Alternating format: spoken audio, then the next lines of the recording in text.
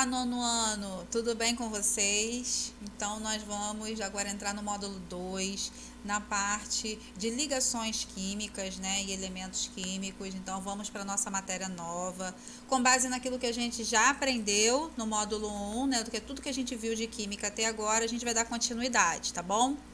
Então vamos lá.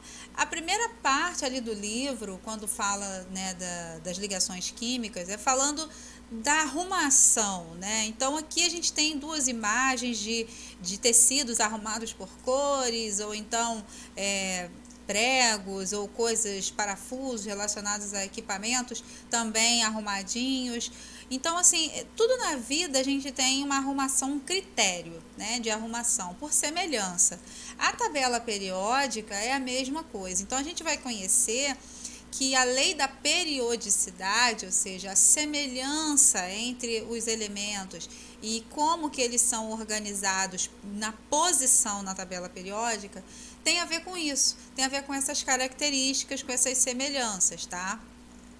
Então, a descoberta da lei periódica veio por esse Moseley aqui, né? Então, eu vou passar, né, no texto aqui de vocês, vai ter um link de um vídeo, que é um vídeo adicional do YouTube, vem falando sobre a descoberta da tabela periódica, e é muito importante vocês assistirem, porque aí vem especificamente falando sobre como que a tabela periódica chegou aos dias de hoje, tá? E os critérios de organização. Então, Moseley, ele justamente descobriu tal critério que conseguiu arrumar a tabela como ela é hoje, que é pela ordem do número atômico, né? Então, ele descobriu isso e aí entrou nessa organização da tabela que a gente começa a ver hoje em dia. A tabela periódica que vocês já conhecem, eu coloquei aqui, né, a disposição dos elementos, um do ladinho do outro, ou seja, se vocês começarem a reparar, os elementos, eles são, nos períodos, né, eles estão organizados de acordo pela ordem crescente do número atômico. Então, ó, 1, 2, aí vem para aqui de baixo, ó, 3, 4, 5, 6, 7, 8, 9, 10, tá vendo? Essa ordem crescente dos números atômicos foi a ordem proposta por Moseley e é utilizada até hoje. E aqui no livro ele vem falando novamente sobre a questão dos períodos e das famílias, tá? Então, períodos são aquelas linhas horizontais, tá? Então, é de 1 a 7. Lembrando que aqui de baixo não conta porque são os lantanídeos e os actinídeos que estão dentro desses dois aqui, ó. O 6 aqui, ó, essa série dos lantanídeos está aqui dentro e a série dos actinídeos estão aqui dentro, tá? Por isso que é o mesmo número, 6 e 7. As famílias, que são as colunas, né, verticais. Lembra que aquilo que eu falei para vocês na outra aula, que no livro de vocês está em ordem crescente, mas é importante que vocês saibam que existe aquele número 1A, 2A, 3A, 4A, 5A, e isso é importante principalmente para estabelecer os critérios de ligação química. E é o que a gente vai ver hoje sobre regra do octeto, tá bom? A representação na estrutura de Lewis. Então, essa representação a gente começa a falar agora, é uma prévia do que a gente vai estabelecer sobre as ligações químicas. Porque então, vocês viram a formação de ânions e de cátions lá na outra aula, certo? Vocês viram que o átomo, ele quando se liga a outro elemento, ele pode ganhar ou perder elétrons, e isso torna ele mais positivo ou mais negativo, não é isso? Aí vira um cátion, vira um ânion.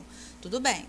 Agora a gente vai estabelecer como que isso ocorre na questão da configuração da escrita desses elétrons da camada de valência, que é a última camada ocupada por esses elétrons, né? E dessa questão dos elétrons que se ganha ou que se perde, tá bom? Então, ó, Lewis foi um pesquisador que descobriu que dava para representar quimicamente, assim como a gente representa as equações em matemática, dá para representar na química essas camadas de valência, tá? Essas camadas de valência, se você olhar lá, vamos supor, vamos voltar aqui nessa tabela, ó. Por exemplo, oxigênio. Oxigênio não está na 6A, aqui está 16, mas ele está na 6A. Significa que o oxigênio tem quantos elétrons na sua na última camada? 6, não é? Se fosse o nitrogênio, está na 5A, teria quantos elétrons na última camada? 5. Então tá bom. A partir do momento que você grava isso, ou seja, que você identifica que a família do elemento indica a quantidade de elétrons de valência, ou seja, de elétrons presentes na última camada, você já vai estar meio caminho andado para fazer essa representação aqui de Lewis. Por quê? Esses pontinhos aqui que ficam em volta do símbolo do átomo indicam o número de elétrons na camada de valência, tá? Então, ó, cada pontinho é um elétron. O oxigênio não está lá na 6A? Então, observa, se você contar, vão ter 6 pontinhos, porque indica os 6 elétrons, tá? Agora a gente vai entrar na parte de ligações químicas. A gente vai entender por que os elétrons, por que os elementos, eles se unem uns aos outros. Por que isso acontece? Por que se unem 2, 3, 4, 10, enfim? Por que isso acontece? Acontece que existe uma regra. Essa regra se chama regra do octeto. Que significa isso? Um elemento químico, né, um átomo, para ele se tornar estável, ele precisa ter na sua última camada de valência 8 elétrons completos, tá? Isso indica que, se vamos supor, eu sou um elemento, tá? Eu sou o oxigênio. Eu tenho 6 elétrons na minha última camada. Se eu tenho que ter 8 elétrons para me tornar estável, quantos elétrons está faltando para mim? Não está faltando 2? Então, esse é o princípio da ligação química. Esse é o princípio da regra do octeto. Aqui nesse quadro, está mostrando para vocês os gases nobres. Por que os gases nobres não se ligam com outros elementos? Por que eles só vivem isolados? Porque eles já são eletronicamente estáveis. Significa que eles já possuem 8 elétrons na sua camada de valência, tá? Então, por isso, eles não fazem ligações. Os outros elementos vão estabelecer ligações para que eles possam completar os 8 elétrons na camada de valência, tá? Então, vamos observar aqui, ó. Por exemplo, esse átomo e esse átomo aqui. Se você observar, vamos contar os pontinhos, ó. 1, 2, 3, 4, 5, 6, 7.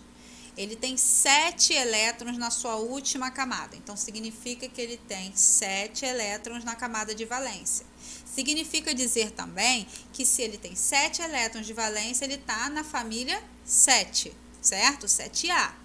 Qualquer que seja esse elemento. Pode ser qualquer um da 7A. Tá vendo esse aqui que está do ladinho dele? Esse elétron aqui, ó, vai pular para ele porque justamente acontece a regra do octeto. Esse elemento aqui, ele vai receber um elétron para que ele complete o seu octeto, para que ele tenha 8 elétrons na camada de valência, tá? Nesse caso de ligações entre elementos onde um doa e o outro recebe, ou seja, onde há transferência de elétrons, a gente conhece essa ligação como ligação iônica, tá? Então, ó, vamos só rever a regra do octeto, ó. Os átomos tendem a ganhar, perder ou compartilhar elétrons até que eles estejam rodeados por 8 elétrons de valência, ou seja, na última camada, tá? Então, vamos lá na ligação iônica. Olha ali, ó. Olha como é que acontece. Aqui a gente tem um átomo de lítio e o outro de flúor. Se você for lá na tabela periódica agora, você vai ver que o flúor, ele está na família 7A. Ele tem 7 elétrons na camada de valência. E ele vai se ligar a qualquer elemento da família 1A, ou seja, que tenha um elétron para poder doar. O lítio está na 1A, isso significa que ele tem um elétron. Então, ele vai se ligar ao lítio e olha como é que é representado, ó. Tá vendo aqui quando coloca esse grande colchete? Esse colchete é uma indicação de como se escreve essa ligação iônica, tá? Por quê? A ligação iônica, ela gera carga. carga positiva ou carga negativa. Lembra dos cátions e dos ânions? Então, o lítio, se ele deu um elétron, ele fica mais positivo e por isso ele vira um cátion. E o flúor, ao passo que ele recebeu esse elétron aqui, ó, recebeu um a mais, ele fica mais negativo e por isso ele se torna um ânion. Então, ó, essa carguinha aqui indica a eletricidade, digamos assim, né? Mais positivo ou mais negativo do elemento, tá bom? E isso, no caso, pode variar. Ele pode receber 2 elétrons, então seria mais 2 e menos 2. Ele pode receber 3, mais 3 e menos 3, tá bom? Aqui tem um exemplo clássico do sal de cozinha, tá? Que é o NaCl. Esse sal de cozinha, que é o cloreto de sódio, o cloro tá na 7A. E o sódio está na 1A. É exatamente a mesma coisa. Ele tende a receber um elétron do sódio e ficar na regra do octeto. Tá vendo aqui, ó, o mais indicando que ele está mais positivo, que ele doou o elétron, e o menos aqui do cloro indicando que ele recebeu esse elétron. Para a ligação iônica tem regra, tá, gente? Qual que é a regra? Olha lá, ó. A previsão dessas ligações, ou seja, quais os elementos vão estabelecer essas ligações. Normalmente, essas ligações iônicas vão ocorrer entre os elementos da 1A e da 2A, porque eles naturalmente são cátions, eles tendem a se tornar cátions. Tá vendo aqui, ó, que já está até com a carga? Isso significa que eles sempre vão doar o seu último elétron. A mesma coisa da 2A, vão sempre doar os seus 2 últimos elétrons. Ao passo que esses grupos aqui, os ânions, né, que tá lá os ametais, da 3, 4, 5, 6, 7A, eles tendem a ser os ânions, ou seja, tendem a receber esses elétrons. Então, a condição para que ocorra uma ligação iônica é justamente a ligação entre os metais da 1A e da 2A e os ametais da 3, 4, 5, 6, 7A. A 8A não entra porque são gases nobres, e gases nobres já tem o octeto formado, tá? São 8 elétrons na camada de valência. Aqui é o exemplo do sal de cozinha, né? Falando do sódio, a importância, o íon de carga positiva, de carga negativa, que eu já expliquei. Aqui a nomenclatura, não podemos esquecer do cochete, do sinal. O sinal vocês já viram, vocês já sabem, já colocaram. Agora só resta saber, quando vocês estiverem representando uma ligação iônica, sempre representem com os pontinhos, tá vendo? Ó, dessa forma assim, é como se fosse um antes e o depois. O antes significa a transferência dos elétrons, tá? Tem um maisinho aqui. Aí tem uma seta e o depois é a formação do cátion e do ânion, sempre separados pelo cochete e as cargas, ou seja, os sinais do lado de fora, tá? Bom, vamos falar da ligação covalente, né? A ligação covalente já não tem transferência de elétrons. Tem aqui o compartilhamento, ou seja, os 2 átomos, ou os 2, ou os 3, enfim, vão compartilhar todos aqueles elétrons envolvidos para que todos tenham o octeto formado na última camada, tá? Então, vamos lá. Ligação química que envolve o compartilhamento de elétrons no seu último nível. Então, ó, observa aqui. Tem 3 exemplos aqui em cima. O cloro, né, o gás cloro, que é o cloro 2, tá vendo que são 2 átomos de cloro. Repara que o cloro, eles têm os 7 elétrons, tá? Então, eles vão compartilhar esses elétrons entre si até que eles formem uma ligação dupla aqui para que possam formar o octeto. Tem aqui, ó, o flúor ligado ao hidrogênio e tem aqui o H2O.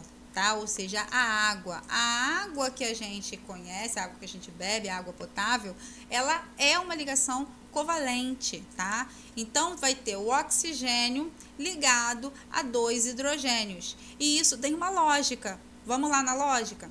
Oxigênio, ele está na 6A, 6 elétrons da última camada. Quantos átomos quantos elétrons eles precisam ter para poder completar? Não é 2? Se são 2 hidrogênios ligados a ele, se você for olhar lá, o hidrogênio só tem um elétron para dar. Então, se ele se ligou a 2, completou. 6 mais 2, 8. E a regra do octeto está formada, tá bom? Aí aqui, ó, vem mostrando a representação, tá vendo? Ó, com os pontinhos. Esse traço aqui significa a ligação, tá? Significa esses 2 pontinhos, é a mesma coisa, tá bom? Importante, ó, válido especialmente para carbono, nitrogênio, oxigênio, halogênios e metais alcalinos, que significa halogênios lá nos ametais e metais alcalinos lá na 1A.